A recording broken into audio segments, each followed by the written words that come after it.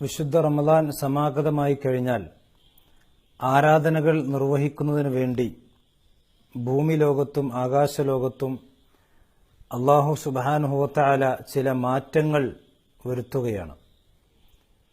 പ്രവാചകൻ സല്ലല്ലാഹു അലൈഹി വസല്ലം വിശദീകരിച്ചു, റമദാൻ മാസം വന്നു കഴിഞ്ഞാൽ സ്വർഗത്തിന്റെ കവാടങ്ങൾ അല്ലാഹു തുറന്നു വെക്കും, നരകത്തിന്റെ കവാടങ്ങളെ അല്ലാഹു സുബ്ഹാനഹു വ തആല അടച്ചുവെക്കും.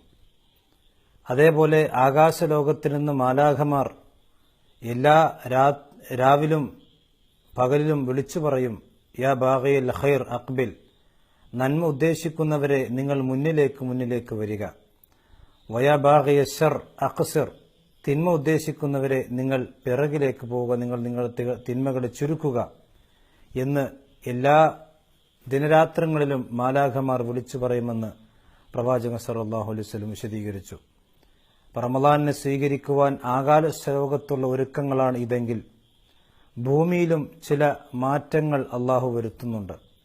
പ്രവാചകന്റെ ഹദീസുകളിൽ കാണാം, റമദാൻ മാസമായി കഴിഞ്ഞാൽ സുഫിദത്ത് ശയാത്തീൻ, പിശാചുക്കളെ അല്ലാഹു സുബ്ഹാനഹു വ തആല ബന്ധിപ്പിക്കുകയാണ്.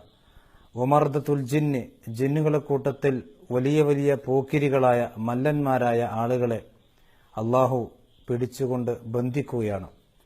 അപ്പോൾ ഒരു വിശ്വാസിയായ മനുഷ്യന് ഇബാദത്തുകൾ നിർവഹിക്കുവാൻ ആകാശലോകത്തും ഭൂമി ലോകത്തും അല്ലാഹു സൗകര്യങ്ങൾ ഒരുക്കി അവന്റെ റമദാൻ വിശ്വാസിക്ക് ഒരു കൂടുതൽ നന്മകളിലേക്ക് മുന്നേറുവാനുള്ള സാഹചര്യം അല്ലാഹു ഒരുക്കുകയാണ്.